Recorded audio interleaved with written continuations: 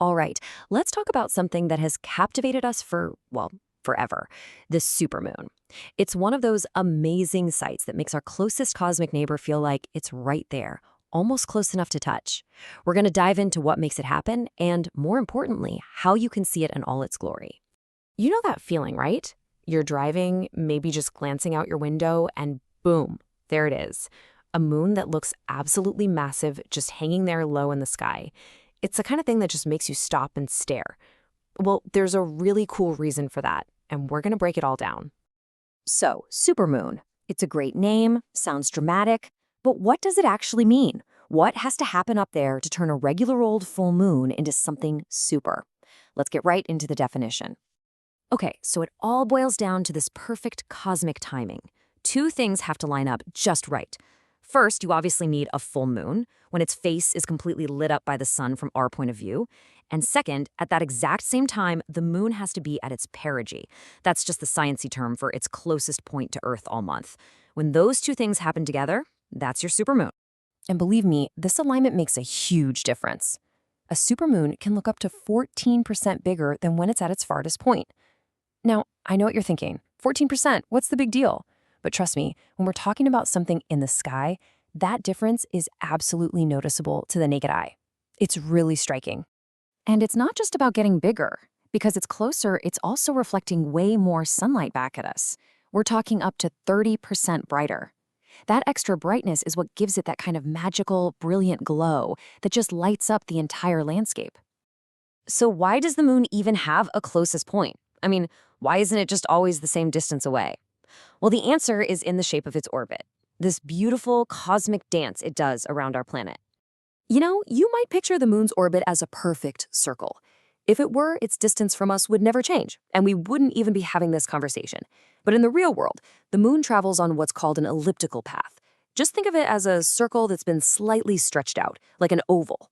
This really shows it perfectly. Look on the left, a perfect circle means the distance never ever changes.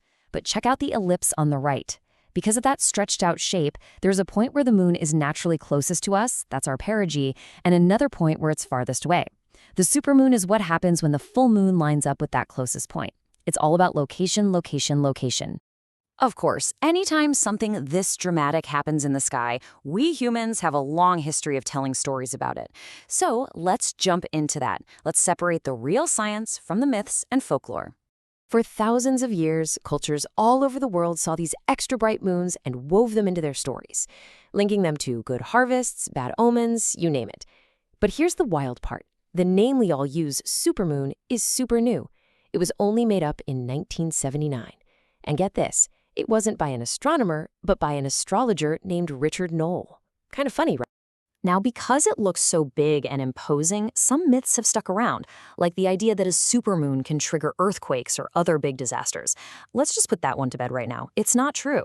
Yeah, the moon's gravity affects us, but that tiny extra pull during a supermoon is way, way too weak to cause any kind of catastrophe. It's totally harmless.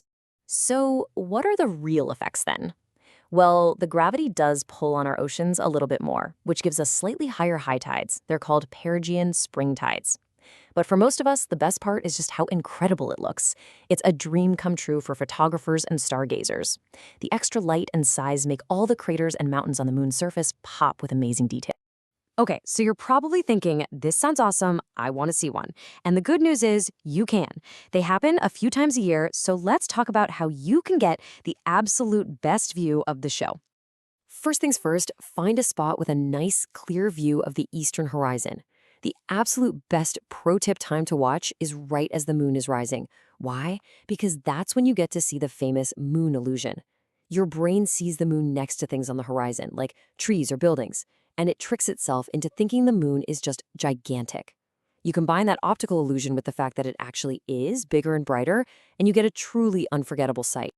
So there you have it. You've got the science, the myths, and the best tips for watching.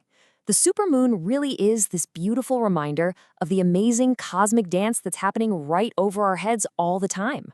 So the only question left is, when the next one rolls around, are you going to be ready to get out there and look up?